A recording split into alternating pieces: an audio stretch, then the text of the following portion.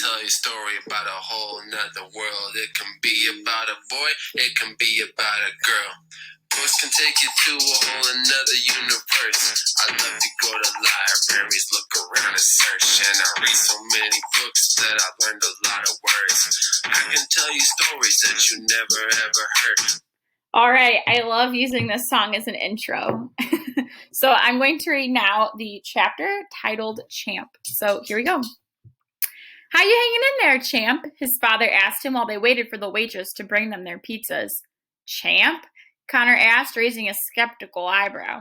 Sorry, his father said, smiling bashfully. America is almost a whole different language. Your voice sounds funnier every time I talk to you.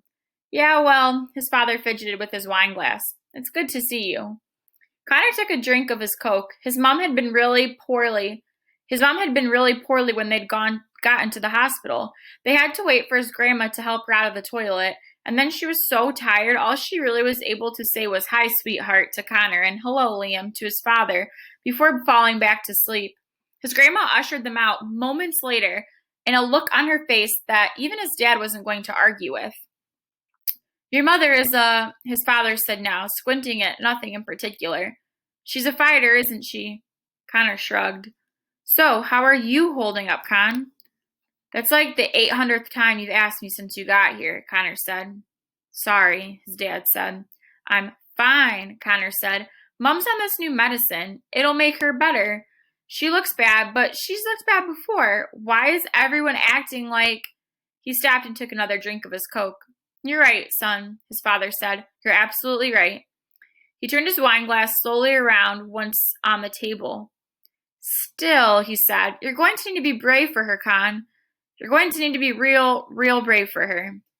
You talk like American television. His father laughed quietly. Your sister's doing well, almost walking. Half sister, Connor said. I can't wait for you to meet her, his father said. We'll have to arrange a visit soon, maybe even this Christmas. Would you like that? Connor met his father's eyes. What about Mom? I've talked it over with your grandma. She seemed to think it wasn't a bad idea as long as we got you back in time for the new school term. Connor ran a hand along the edge of the table. So it would just be a visit then? What do you mean? His father said, sounding surprised. A visit is supposed to... He trailed off, and Connor knew he'd worked out what he meant. But Connor suddenly didn't want him to finish. There's a tree that's been visiting me, he said, talking quickly, starting to peel the label off the Coke bottle.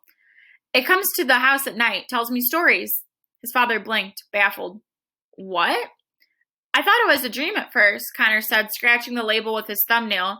But then I kept finding leaves when I woke up and little trees growing out of the floor. I've been hiding them so no one will find out. Connor, but it hasn't come to Grandma's house yet. I was thinking she might live too far away. What are you? But it shouldn't matter if it's all a dream, though. Why wouldn't a dream be able to walk across town? Not if it's as old as the earth and as big as the world. Connor, stop this. I don't want to live with Grandma, Connor said, his voice suddenly strong and filled with a thickness that felt like it was choking him. Ooh, that's lovely imagery. He kept his eyes firmly on the Coke bottle label, his thumbnail scraping the wet paper away. Why can't I come and live with you? Why can't I come to America? His father licked his lips. You mean when... Grandma's house is an old lady's house, Connor said. His father gave another small laugh. I'll be sure to tell her you called her an old lady. You can't touch anything or sit anywhere, Connor said. You can't leave a mess for even 2 seconds. And she's only got internet out in her office, and I'm not allowed in there. I'm sure we can talk to her about those things. I'm sure there's lots of room to make it easier, make you comfortable there. I don't want to be comfortable there, Connor said, raising his voice. I want my own room in my own house.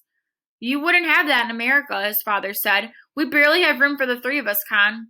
Your grandma has a lot more money and space than we do. Plus, you're in school here. Your friends are here. Your whole life is here. It would be unfair just to take you out of all that. Unfair to who? Connor asked. His father sighed. This is what I meant, he said. This is what I meant when I said you were going to have to be brave. That's what everyone says, Connor said, as if it means anything. I'm sorry, his father said. I know it seems really unfair, and I wish it was different. Do you? Of course I do. His father leaned in over the table. But this way is best, you'll see. Connor swallowed, still not meeting his eye. Then he swallowed again. Can we talk about it more when Mom gets better? His father slowly sat back in his chair again. Of course we can, buddy. That's exactly what we'll do. Connor looked at him again. Buddy? His father smiled. Sorry. He lifted his wine glass and took a drink long enough to drain the whole glass. He set it down with a small gasp. Then he gave Connor a quizzical look. What was all that you were saying about a tree? But then the waitress came and a silence fell as she put their pizzas in front of them. Americano, Connor frowned, looking down at this.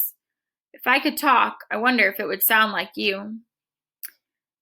So again, something interesting to note, Connor really only likes being called Connor, right? His dad calls him champ, buddy. He hates it. His grandma calls him boy. His identity is very wrapped up in his name.